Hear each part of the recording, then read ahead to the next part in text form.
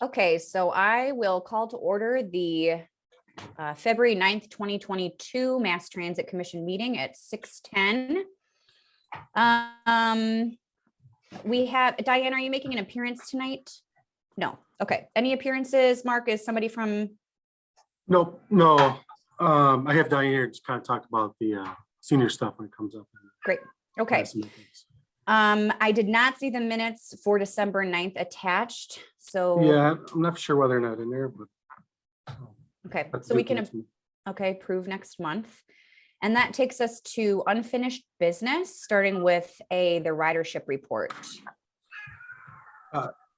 So we basically December and January. So I kind of have the year-end report for 2021.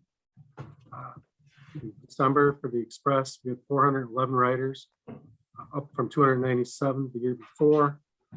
Overall, Express, 3,863 riders, average about 15 per day, about 15 more than last year.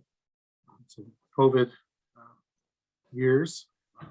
For the lift, for December at 508, an increase of 143 from the year before, about 24 rides per day. Increase of 979 from the year before.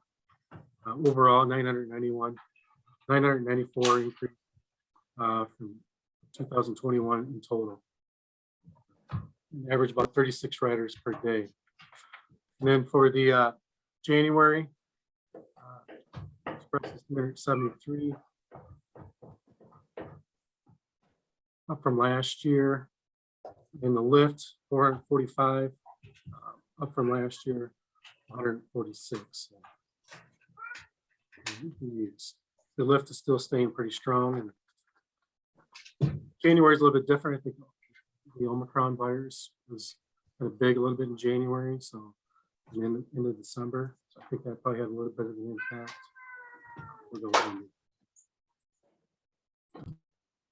That's all I have.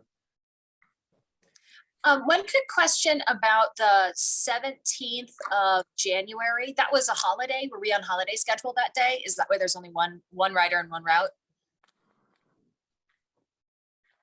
17th of yeah, they still ran that day on Martin Luther King Day. They said one person ran. But we just had, okay, got it. So it was the holiday. It wasn't like any sort of, okay, good. Yeah. Yeah, they didn't have the holiday. The city was closed, but they were actually still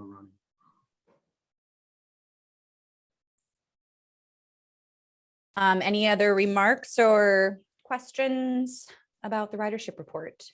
I'm wondering, is it possible, like, for us to get more data than just who is on what loop?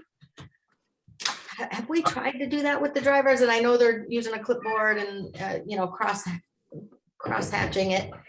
You mean like maybe where people got on, where people got off? they don't collect that. I know where they get on and off.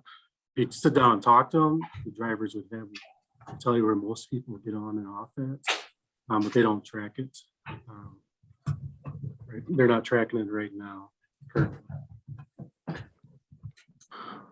I can see what they can do. I just know they're having some turnover issues, and as we get to know, still haven't filled the vacant position yet. So. Oh, they haven't. Okay. Oh, wow.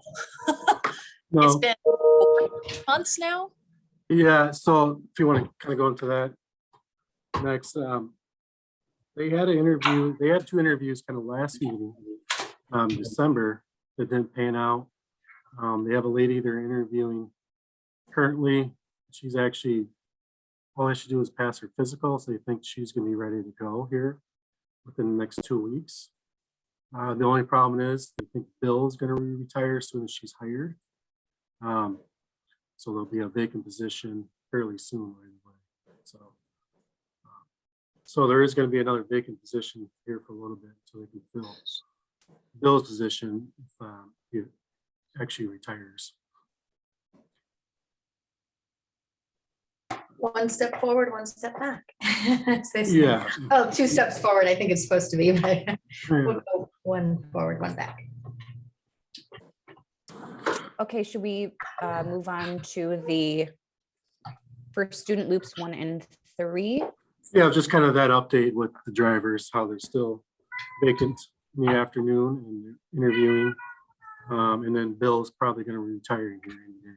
Okay, I didn't know if there was anything else additional about. No, that's all I specific- have Okay, for that. got it. Okay, thanks, Mark. All right, so then we get to the potential committee contributions or suggestions to the city's ongoing and expanding DEI initiatives. I don't have much to add on that. I think this Madison Metro discussion will kind of, the DEI could relate to that eventually. I agree. Anyone else have anything to recommend or suggest? Okay, well, let's just get down to it. Number 6, new business, the Madison Metro discussion. Yeah. So I've been working with Madison Metro. So I guess it depends how you want to look at it. There's some notes, emails. So there was a question about paratransit. If it was required, if we go on Metro, if it's required to go with their paratransit. And it's basically, it's required to go with them. So that would have to change. We'd have to go to their paratransit service. Mainly just talk to them on the phone and you can respond to their emails. I'm just for the grant requirements, they have to meet their grant requirements, and that's one of them for that. So that means we have to provide our own lift service. We want to kind of continue the type of service we have, kind of going over last time, there's a long form they have to fill out to qualify for paratransit. Plus side, they can go wherever, Madison, but you still have to qualify for it. And I think some of the issues where our seniors actually qualify for that service if they meet those requirements. One of the other things is we talked about, we'll go down Stoughton Road, go down from Monroe Drive down to Stoughton. They will not go down from Monroe Drive to Stoughton. So we kind of talked about that before in their route. So they said they confirmed that their redesign will not go all the way down to Stoughton Road. It'll just go to Broadway, Monroe Drive, and up Monroe Drive, Flom is where it's going to go.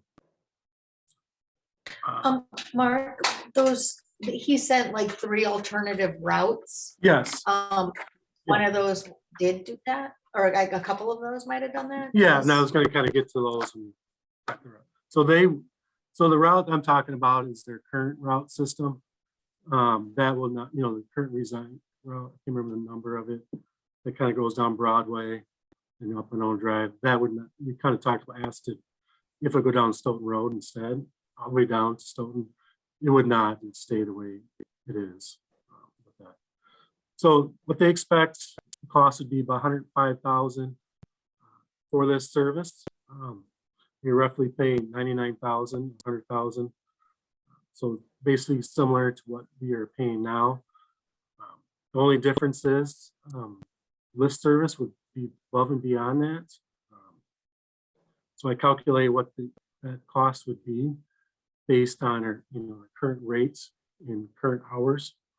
So currently we're running 6 hours per day of the lift service at $60 per hour is what our current contract is. I just use those numbers. For 6 hours, it'd be $93,000. 5 hours, we reduce it down. 5 hours is $78,000, and 4 hours is $62,000. So, somewhat, to afford that, council would have to make cuts of those amounts. It's one of those things we wouldn't have the capacity in our levy limits to afford that additional amount. So that'd be something either somebody would have to cut or somebody would have to go to a referendum to exceed the limit to include that type of service. Because we wouldn't, unless some other area we could find cut back, which I don't I don't know if there is right now. But so that would be their cost. You know, the current service is $93,000. Like I said, $60 per hour. And they just took 60 times 5 times 52. We're not running every day for holidays, but it's close. It's a pretty good estimate. Okay. So Mark, that, and oh, go on. sorry, did you have any conversations about, you know, I just wonder if that specific cost is in any way tied into the express contract costs, like globally. And did you have any conversation with First Student about whether if we're just using that service rates would be any different, either higher or lower? Or was it just based on purely on calculation of the current rate? Purely calculation on the current rates. I haven't sat down with First Student and tell them that we're leaving and we might be leaving. So I haven't had that conversation with them yet. So Okay, that's fair. I don't know, Christy, if you want to discuss some of the options that you've found peripherally, or if that's not appropriate to share now, or Yeah, I think it could be. I first was thinking about the ARPA funds. Is that can we not use ARPA funds for the lift because it's an ongoing expense? And that would be more of a one time. you would prefer not. I mean, I don't know if it qualifies. I have to look back, but if it does qualify, you probably wouldn't want to use it because it's ongoing, and you're once that money's gone, you have to fill that gap. Yeah. So you're back in the delay it for a couple of years. Yeah. And then you would be at the same point you are now. Yeah. Phil, guys, I don't recognize the acronym. What are ARPA funds? American Rescue Plan Act. Yeah, that's what I was thinking, but Yep. thank So there's two fund pools in play potentially. There's the ARPA funds, which the city's getting 844,000, kind of get it in two chunks. But it's really not advised to have it go toward any program that makes you incur costs or like that has ongoing expenditures like this. So it's like more of a one-time so if we were going to buy a bus, then yes, or if we were going to buy an electric shuttle. Yeah. But then there's also the Bipartisan Infrastructure Law, which is another pool of funding that's getting ready to come through. And that has got some real potential, I think, for our transit.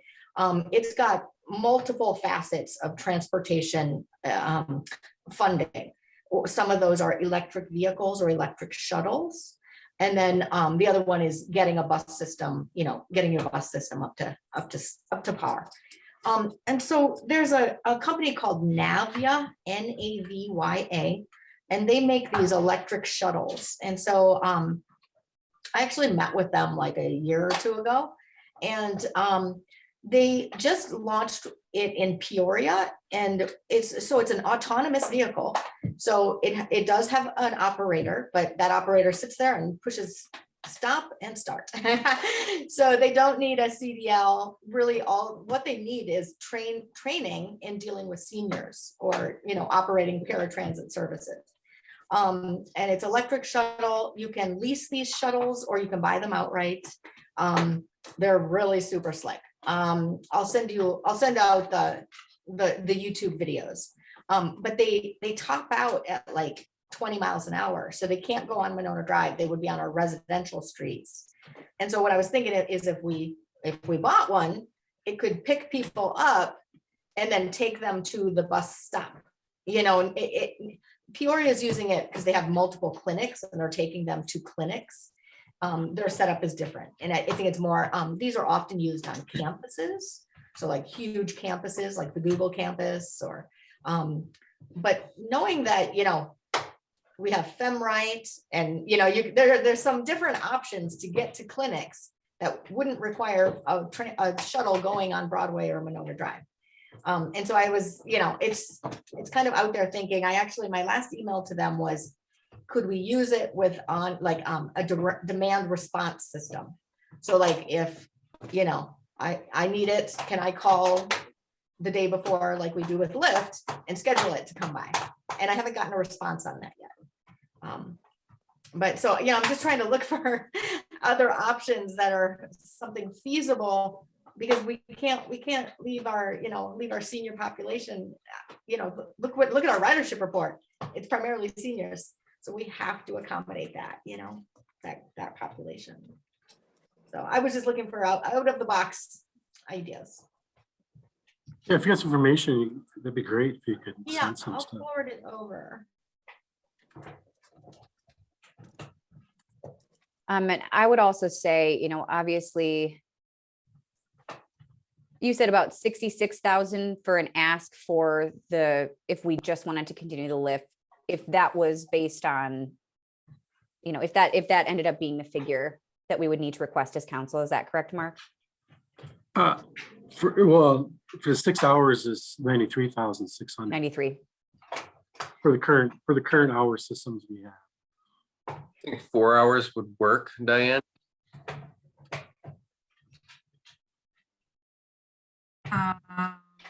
Not as nice as 6 hours. How about 5 I'm just hours? wondering if the 6 was because it spanned from express route to express route and it was arbitrary. Yes. Or if it was like, well, there's a certain period of time during the day where you can get rides places, but obviously people are going to have appointments outside of that window. So Yeah, and I mean, I don't know if we created things. So 9 to 3 is like our most active time, which lines up perfectly with when the lift is available. So if we have volunteers, they can come from 9 to noon or noon to 3. But yeah, and I understand compromise is key, right? So 4 hours is better than no hours.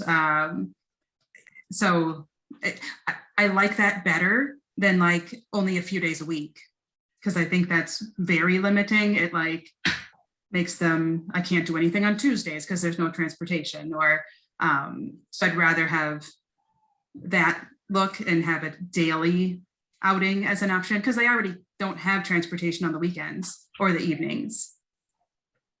Well, and I would be curious, Diane, if it's conveniently busy during that time frame because of how originally it was set up, and if adaptation would be possible if the time frame were to shift or shorten, et cetera. And I think, what about, sorry. Excuse me, Doug. And I wonder if it's something too where for the first year, if we make the switch and we try to do this new, if something like hours actually driven or, people picked up if we can't change the metric by which we're charging or for which we're charging or, paying for a student, I'm just wondering if that could be something where year one, we do this, we show that there's still a great need and then potential for future expansion. Obviously, having it 6 hours and, affordable would be excellent, but I still don't think that, 93,000 would be a cost prohibitive for the council to make happen in some way. I really don't. Doug. I'm just looking at the route, like one of these route options, and it looks like it goes past like a lot of the hot spots. It's going down, it goes past, if I'm right there, it goes on Owen. It goes to the senior center. I'm wondering, like, if we have the lift service operating a little bit less, if some people will also be able to use this new bus route that's kind of circulating around the city of Monona as well. I don't know. It might be in combination. It might work. So as I look at these routes, do I look at them correctly? And yes, they might be driving by, but they only stop like at the maximum in 4 different places in Monona, right? So, I mean, if they throw them out of a moving bus, yes, they can get pretty darn close. But as I look at where our senior housing is, I mean, people who live at Monona Meadows are nowhere near anything that's being offered here. And that's on the other side of Monona Drive. So yeah, I didn't realize. There are. I realized there's no stop. I didn't know what the stops were. Am I reading that right? It's where the white circles are? No, not yet. That was just the map. So So I just sent an email out today. There's 3 options. Basically, we've been going back and forth. I'm trying to figure out, I've been driving them and working with Justin. So he gave me 3, every option I gave him based on the current route system was basically thrown out. Because we have to officially actually start at Dempsey in Cottage Grove, which adds more time. You have to be back within, he told me 18 to 20 minutes. So I finally told him to give us what he thinks would work. So these A, B, and C routes are probably the best routes that he thought would work. But there's no official stops yet on it. That would be, we would be like saying, we'll put a bus stop here or stop there. It's kind of right now it's just doing the drive to get an idea where those routes could go. So if it's within the route, we could put a stop there. Related to the idea of stops and routes, I just wanted to also kind of bring up the discussions about rebuilding the south half of Winoqua Road that are going on right now. And from what I saw in the plans last, there are no pullouts or bump outs on Winoqua for a bus stop being integrated into that plan. But that plan, it seems, is being actively developed right now. And so I guess just to, kind of bring synergies from other areas, as we're talking with Madison Metro, do we also need to be talking or thinking about that Winoqua Road redesign? First of all, making this route not feasible in the first year because Winoqua Road is going to be ripped up. And second of all, is there an opportunity to create stops probably at, Bridge and Winoqua, actually having a bus pull up, bump out potentially, and a shelter maybe even, and or farther north on Winoqua just before it turns on whatever the road is. I'm looking at the map that Mark sent earlier today. Alder, go forth. Christy might have comments about this, but there will be a sidewalk on the road, so that could act for at least, on one side, a bus stop. And in the past, we've talked about putting a shelter further down Winoqua, closer to Healy Lane, near the parking lot over there, as a commission. That was something that's been in previous capital budget plans, but has been pulled due to constraints on the budget.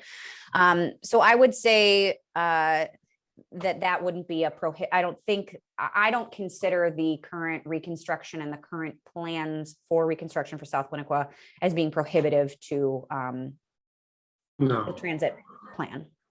I hate those bump outs anyway, so. And I agree. Plus the road will be done by the time this route would go into effect. Oh, good. Okay, good. This is looking at Like, for 2023. Congratulations, year 1, it's under construction. Yeah, that's right. So the new route rolls out in 23. We just have to have these decisions made in 22. They also they've made some kind of accommodations for some school bus stops on South Winoqua. So at the intersections, I believe it's Owen and Graham. And it's not really, I think it is like a concrete pad, kind of a landing zone with the sidewalk. So that's something that's in the works as well in the design. And I think in addition, there is a speed hump, sort of like a raised crosswalk area that connects both sides. So it would be accessible on both sides of the street. That's a good point. Yeah, I mean, if we eventually, this is the route we're going to go with Metro. I mean, we're not going to get bus stops up first day like the shelters. I'm assuming we'll have like a sign or something until we can work it into our capital plan to put stops in, like shelters like they do it over by Walmart, things like that. So that would be something we'll have to figure out for like 23, 24 to that effect. So I guess it would be, somebody would have to, the council would have to go for the additional hours. The one bad thing I know, 2 of the aldermen here are stepping off. We have 3 new ones in there. So I don't know them personally, and I don't know what their feelings would be for this. So that's something they'll have to jump right into too. So that will be new for them to figure out. We'll talk them into it, Mark. So that's the thing, you can get fresh and be like, well, the last Alder Yeah. said that actually they were really supportive of this. So I think we Right. better keep the promise. So that is something to think about. But yeah, I mean, so I talked to Diane a little bit, and she was concerned about, if we didn't do any hours and just did the same, just went with Madison Metro's paratransit, then, she was afraid we might start losing seniors in Monona. That was her concern, so. Yeah, because I mentioned this at the last meeting that I attended, but there are definitely seniors, and I'm sure non-seniors who live in Monona who have no transportation. So if we do not provide something and they are not approved for paratransit and they physically don't think that they can get to a bus stop, they will likely need to move to a place where they can access public transportation. No, I see Heritage's bus sitting out there often. And like Oak Park Place has a bus, and a lot of these places have those buses. Have they ever like tried to like communicate and kind of create some kind of transit service between them, almost like a collaborative effort? No, is the short answer. Yeah. I know Oak Park Place uses theirs quite often, but I think for their seniors who live there without transportation, they can, I don't know if they pay for it or not, but they drive them to appointments.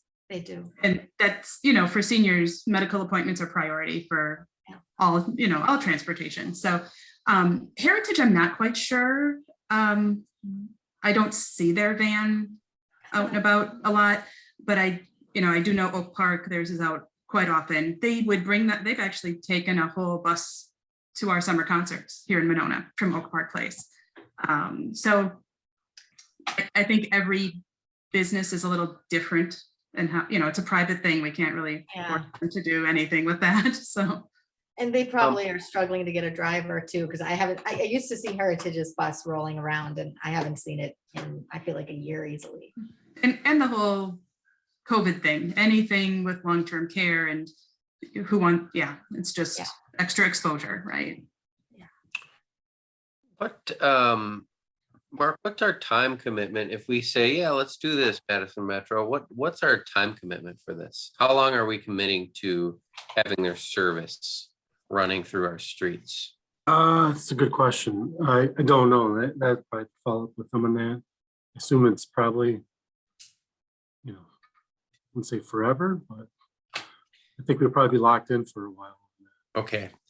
I wonder if we can find out. It seems to me like we should, if it's 5 years or 10 years or whatever, I mean, I'm going to guess it's 5, or hope it's 5 maybe. Cause I feel like, we'd want to like do a test of it, for a couple of years and just to see if it helps us and builds ridership and is a success and isn't a nuisance. And then have a moment at which we can decide to continue or not continue. Knowing that, I think would be helpful, but outside of like any complication with like a commitment of a certain period of time, I would say, from my point of view, I'm totally for going this direction. I haven't really put myself in to really think about like if I would ride the service and take it downtown to work or not yet. I haven't. It's still a little bit hard to figure out whether or not it would work for me, but I'm for it. A lot of our citizenry ask for it and ask why we haven't done it. We've talked about it for a decade. I don't know if I've been on this commission that long, but maybe like 6 years. And if we can get the money to fund the lift and to do this, I think we would ask the council to approve that. I guess the question is the financial picture feasible? Can you rearrange the budget to make it work? I mean, there's stuff we'll have to do if that's the route they go. I mean, yeah. Because I think as the commissioners, I'm speaking for myself, but as a commissioner, I'm like, please do this. This is more affordable than we ever thought it would be. It'll be a more consistent, reliable service. It'll be different. It's gonna ruffle feathers and it's gonna upset things, but it's what we've wanted to try to do. And I think it takes advantage of the efficiency of being part of a larger network. It's gonna fix a lot of the problems where it's like, my bus pass only works for Monona Transit. It doesn't work for this other system that I could interface with if I had a universal pass. So I don't know. All of those things, it seems like a no, it seems like we would all come up with the same answer. Addie can speak for herself and Christy and Molly, of course. And I don't think James is ever going to come to another one of these until they hire a new driver. I know. I And feel bad. Andrew, I don't know what happened to Andrew. I don't know. We saw him that one Our time. commission, what's that? We saw him that one time. Was it I December? mean, do we have meeting? a rule about on the commission as like attendance and if like? Yeah, Yeah, there's might I be. think we'll probably have to discuss that legitimately when the next appointment process comes up. Okay, 'Cause so it's been, it's been significant this past year. So, And these I are don't- major decisions where, it'd be so nice to have that additional input. I know we need all of the people here to talk about this, frankly.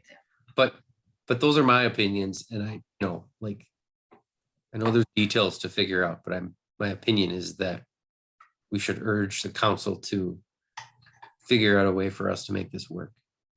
And maybe we pick a number that works for Lyft, maybe it's not 93,000, maybe it's 75 or 65 or 80, whatever we can do, and try to talk for a student into just providing us a service for that amount. So this is what we have to spend on this. I don't know if we're allowed to do that, but I think I we, think this We is what our could. budget is. I think would they're have to look into the probably- rules on that because we have to terminate the contract. We'd have to terminate the contract, so I assume we would have to rebid it because it's over a certain dollar amount. So we'd bid it out with other buses companies. So we maybe could badger in there. We'll kind of fill, so we might get some different bids in there too. So because I believe we have to go offer RFP. And, I think about that Van Gogh busing, it's the vans. Mhm. If that, hopefully they could bid on it as well. They seem very, this is very specialized. It's exactly what they do. I agree with, I just want to say real quick, agree with everything Doug said. I think a couple of thoughts I had on that was, he talked about ruffling feathers and it is going to be a change. I think though that the adding the weekend service is just phenomenal in addition to, being connected to the service. But I also think we might want to consider asking Metro to drive those buses before anything happens down their streets, because some places I'm like, are they actually going to be able to make those turns? Or are they going to be able to fit with the tree branches? Because that's a very large bus. That's a good question. We did talk about that. They would have, once we kind of narrowed down, we think we maybe want the route, they would go out and test the routes sometimes. So they would do that. They would do that for themselves. hold on. Sorry, I don't want to stomp on you, Addie, but I know Diane has a comment and I also would like to say something. So I just want to make sure we have some semblance of order for this. So I'm going to let Diane go ahead and then I will just have a brief comment and then Addie, you can take her away. So I was just gonna comment that if we think that scaling back the lift is what we have to do, Mark, do you think that they can do some data on when seniors ride the most?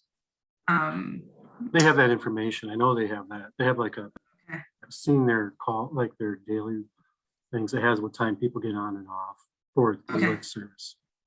Because that might be enlightening data to look at. If only between the hours of 1 and 2, those are the slower times. I'm sure for a student, they're not going to want to take 4 hours and then, I don't know, just if it looks realistic for us to do like a 4-hour chunk that's consecutive. So just something to look at before, if we're going to try to scale back. Yeah, and I agree with a lot of the comments. I think I would just reiterate I don't think the ask for 100 grand is unreasonable, especially given, as you know, Christy mentioned this in a peripheral way, but we have a lot of different funding sources coming in for COVID specific things or other grants that we're receiving right now. And I also think that it not only reflects a want of the commission, but of the community. I mean, we've heard for a long time, not just from the commission about the possibility of this merger and this collaboration, but from the community. And so I think it would be a very easy sell to say, this is what you asked for. It's finally possible, but we need, you know, this to happen. And we need to really make sure that we are, and I really think the council has historically done a really good job of looking across accounts, looking across, you know, different components of the budget to make things like this feasible, especially for a great need like this. And for something that, again, has been, you know, something that the public has conceived of and wanted for a long time. So that's my only comment. But I think otherwise, you know, we're really being thoughtful about, you know, all of the components that need to be examined. And lastly, I would just say, I think First Student would be willing to, and we have a good relationship with them. I think we kind of saved them from, you know, when we restructured, they restructured. I think, you know, we've been a good and consistent client of theirs. And I would hope that they would have, you know, a good faith discussion about how we could make it work, whether it's cutting hours or, you know, adjusting the price, since it will be a new type of contract and a new specific type of service. So, Addie. One idea to. Oh, make sorry, their- Duck. No, Addie. Oh, Addie is I next. forgot Addie was next, and I'm sorry. Yeah, to weigh in, I'm in agreement with what people have said, and to add, the future of Monona is going to be more walkable, more dense eventually, is going to be a community where transit is going to play a bigger role in people getting around, not just the Monona community, but our entire region community. And so I think we're being, and I guess I would also say that from the results of our transit survey that we did with our community, we're having, it seems like we're at the point where we're continuing to make, to explain why we need to continue the express service, why we need a distinct service for Monona. And so I think that the resistance to, you know, I think about what is the resistance to change and the impetus for change. And I feel that the results of that survey are telling us there's significant impetus for change, and that, yes, we're going to ruffle some feathers, but we're also going to not have to justify having our own isolated transit system anymore. So I'm all in favor of this. The devil is in the details, and we'll see what happens when we start looking at actual routes. But Madison Metro is thinking big, and I'm really, really glad to see that we're thinking big with them about the future. And speaking of routes, if we kind of go with Madison Metro, like we're sounding like we're going to go here. So I've been working, like I said, we've been working, trying to figure out, I try to take our old route and try to just do that with them. And they said it was too long. Some other routes kind of similar to what our current route is, and we just cannot make it in time what their requirements are. So they gave us the 3 routes, A, B, and C. We don't have to choose one tonight. But I just kind of want to put this out there for the next meeting. I think next meeting we probably should get kind of figure out which one we want to go to, or eliminate one, or get different routes from them. If they can get a 4th one maybe. But I think something that we would be looking at these routes, because based on my discussion with him, these are the 3 that are probably the best ones they could think of. It's a short time period. They tell me 18 minutes from Dempsey back to Dempsey. But the stuff they gave me was like 20 to 28 minutes.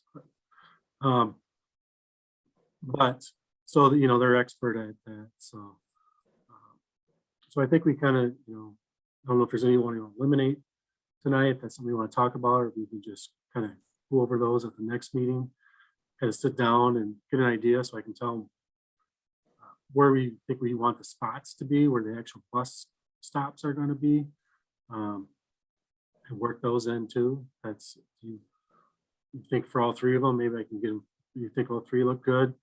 I'll see, like, hey, can you tell us where the stops are going to be so we have an idea too of that. So just kind of any feedback you would have on that. Appreciate it.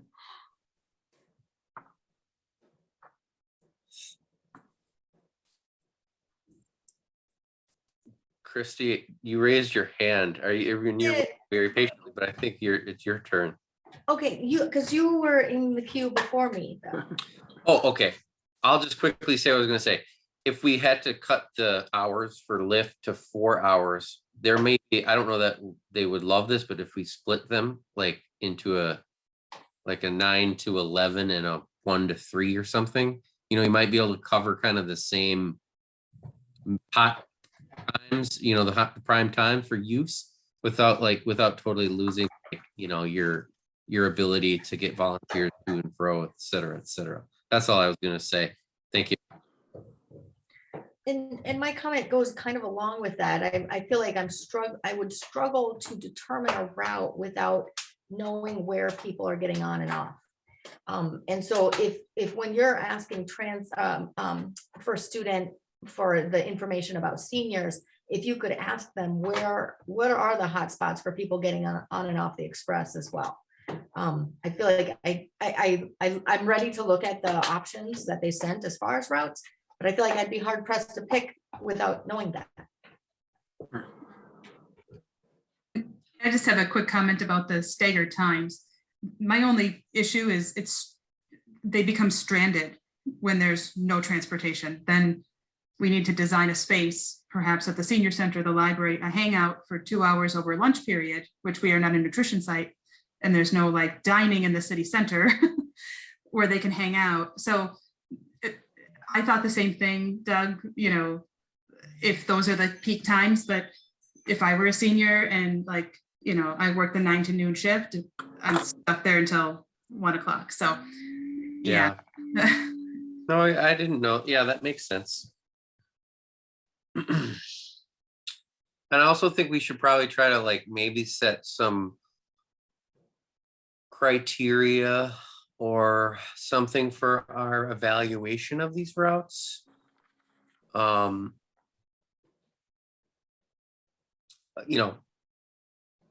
are we trying to achieve with the planning of the route? That's difficult. I think picking the route that we think is the best is going to be a challenge. I think we're going to have to do a little thinking maybe outside of the meeting on how to establish a good rubric for evaluating them. So I wouldn't be able to comment on any of them tonight, even though I think some of them have interesting parts to them.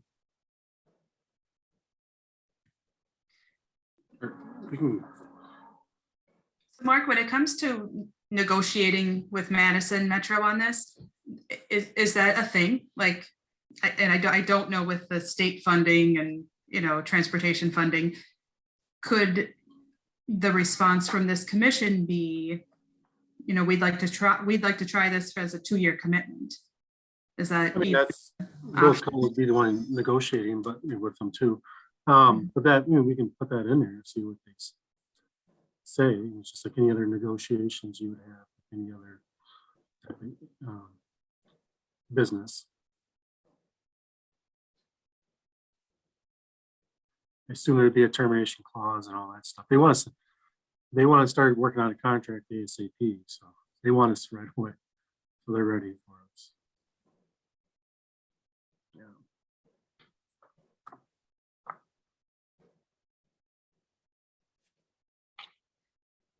Christy, your hand is up. Do you still have a comment about? Okay, I just want to make sure. It's like she's been waiting a long time. Addie, your hand is also up. I did want to ask about in this kind of process, where are opportunities to hear from the residents of Monona about the proposals? Is that something that we do?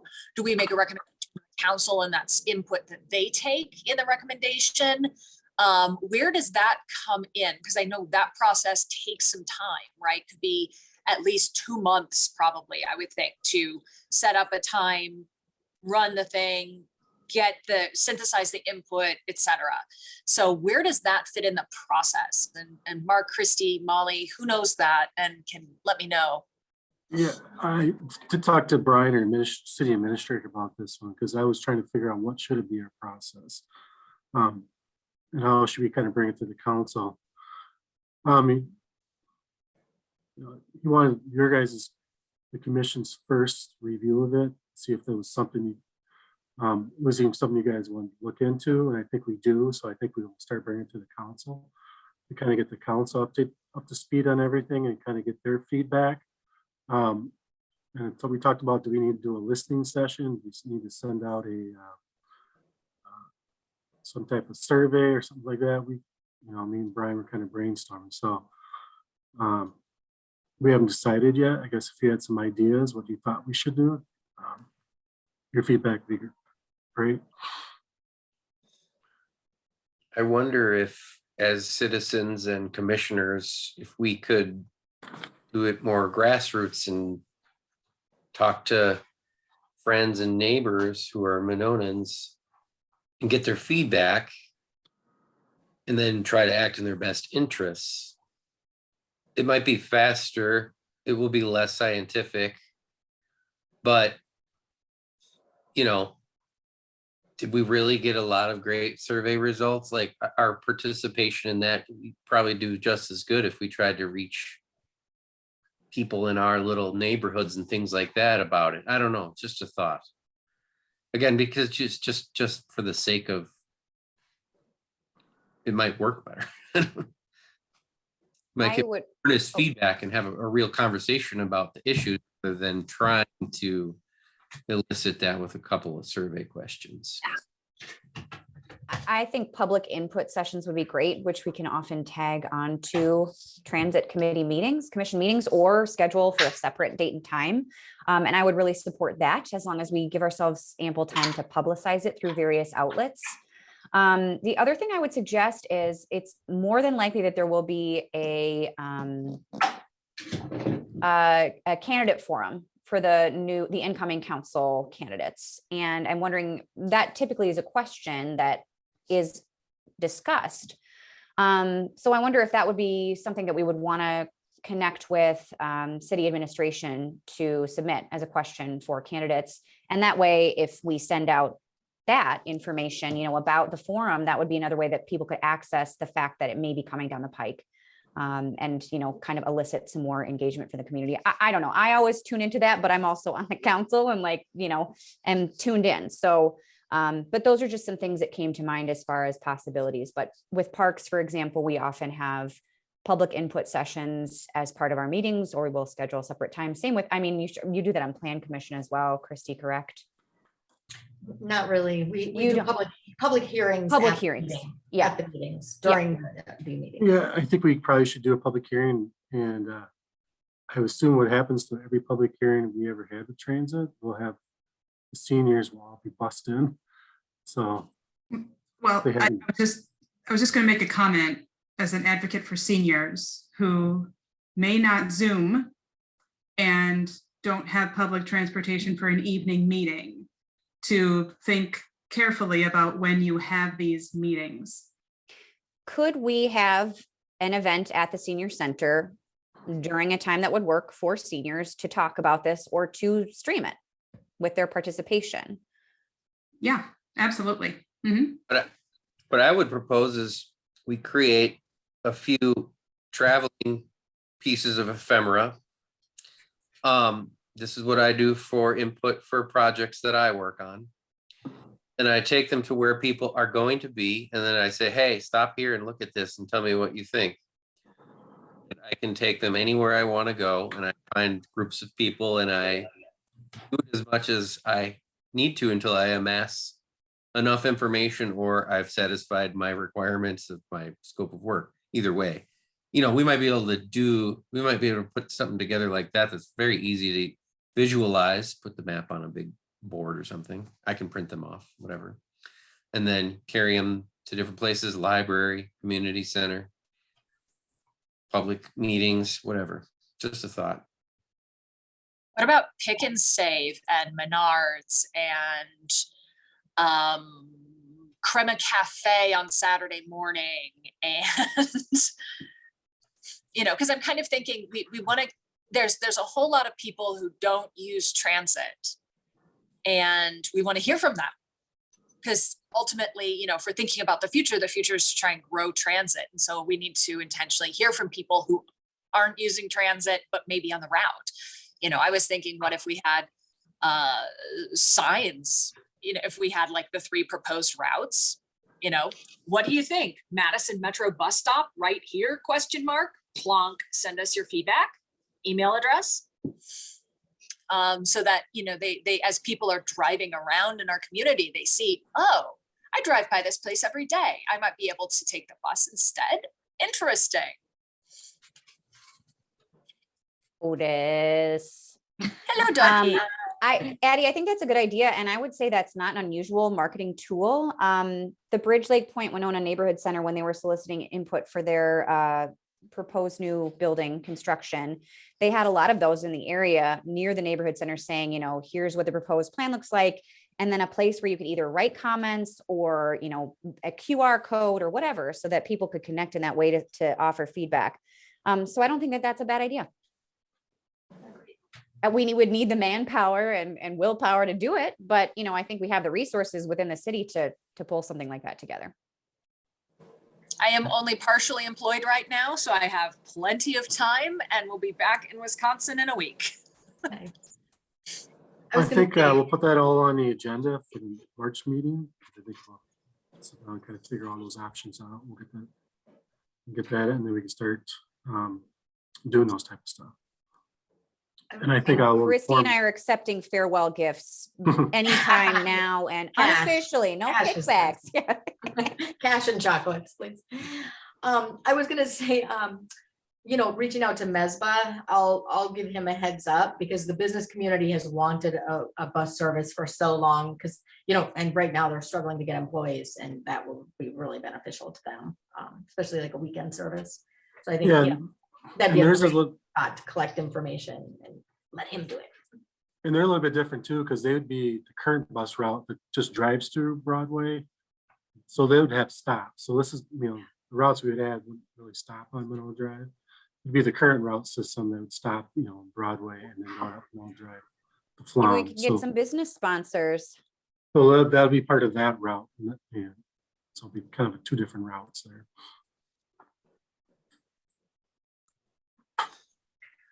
And then there's a really busy bus stop right by my house, the corner of Dean and Gordon. So I'll hang out there for a little bit and do some chatting up. Is When that we're the ready. 38 stop, Madison Metro 38 stop? Because that was the other place I was thinking might be good, is to go along Madison Metro and be like, we're thinking of expanding over that way. What do you think? Wow, nice. Yeah. No, this is right here in Monona. The Monona Lift has a couple busy spots right here on Dean, kind of close to Monona Drive. All right. Okay, any other comments or plan? Mark, we've talked throughout the course of this meeting about some specific things that you would like to hear from us, like bus stop locations or route projections, or, can you please give us some action items to work on in advance of the next meeting so that we can just, kind of hit the ground running? I think the biggest one is going to be the route and where you think the bus, where you believe the bus stops should stop it, where the bus should stop it. So Okay. I know we want some more data on that, but. And Diane, I'm sorry, Mark. No, go on. And that'll be a big one for you too. I mean, feel free to give, I know you're not a part of the commission, but if you have input about, specific spots for the lift or stops that would be important, that would be really useful to have your input on that. These are actually probably easier to evaluate than I first thought, because parts of them are identical on all of them. So then you can start to look at their differences and be like, okay, well, this one doesn't go past the city center, and that's a deal breaker for me. So I think that we can take a look at these and, I don't know, be easy enough. We can each kind of make a pros and cons list for each route that we see and then share them at the next meeting. Great idea. Well, Mark, do you mind sending out sort of like a reminder though, after the Sure. meeting, or just with, like when you could say, here are the December 9 minutes to review for next time. And also don't forget this. That would be Yeah. helpful. Okay, My brain is a sieve these days. So, And Molly, we may want to consider holding a senior committee meeting, just to bring them up to speed. I on, love it. You bet. Before we lose you. Well, as you know, I hope to apply for the committee after because I love it so much. And I consider myself a diverse applicant, being, 60 years younger than the average, person. But all right, I'll connect with you after this in an email, and then we can find some times at work. That sounds good. Thanks. Oh, sorry, I missed the dementia friendly meeting today, by the way, for my blood meeting. Okay, giving blood is important. It's been a long time for me. So good food, good candy. It was nice. Okay, so I think unless then there are any other comments, questions, action items for next month's meeting, we would accept a motion to adjourn. I move to adjourn. Second that. Give Doug the second. All in favor? Aye. Okay. All right. See you next month. And as always, I think some good discussion tonight, and I look forward to bringing some input to the table next time with a little bit more preparation. Great. Take care, everybody. right. Thanks, everybody. Thanks.